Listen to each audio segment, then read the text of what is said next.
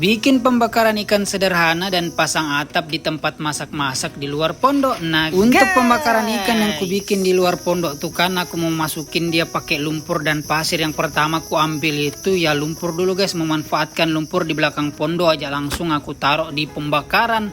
Bentuk pembakarannya ini dia segitiga bagian dalamnya guys. Sebenarnya pembakaran ikan ini bukan cuma untuk ikan sih, untuk ayam juga, untuk cumi-cumi, untuk daging-daging juga bisa, untuk masak-masak guys. Oke, setelah lumpur kita taruh juga pasir di atasnya. Kalau pasir langsung tadi kan kayaknya ndak cocok, bisa-bisa aja dia tuh keluar lewat celah-celahnya kan, makanya pakai lumpur. Terus tuh ini kita pasang lagi lumpur di bagian dekat papannya supaya nanti pas menyala apinya ndak langsung kena papan. Oke, ini lanjut kita tambahkan lagi pasir, terus tuh kita ratakan, kita gali-gali bagian tengahnya karena nanti kan di situ kita taruh itu kayu bakarnya. Nah, kayak gitulah kira-kira konsepnya guys. Setelah jadi kira-kira kayak gini lah penampakannya guys. Oke, setelah hari ini selesai, keesokan harinya aku lanjut pergi ke pondok lagi menggunakan sampan andalan. Nah, sesampainya di belakang pondok aku ikat dia, aku parkir dia. Lanjut aku bikin atap dari daun nipa sisa kemarin. Kebetulan masih ada sisa daun nipa guys setelah aku pakai sebelumnya kan, makanya ini aku bikin untuk tempat masak-masak di luar pondok. Kenapa aku bikin lagi tempat masak-masak di luar pondok, bikin tempat pembakaran juga ya. Kadang-kadang juga aku pengennya di luar guys, karena kalau di luar kan lebih angin.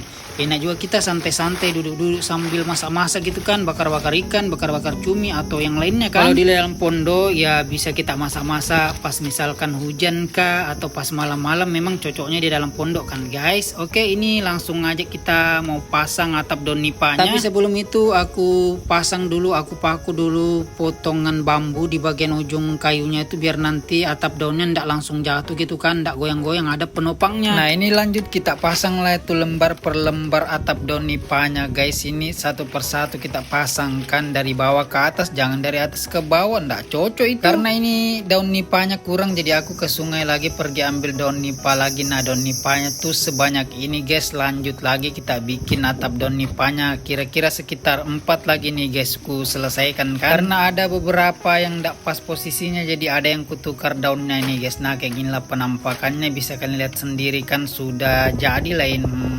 lumayan lah ini guys, asli.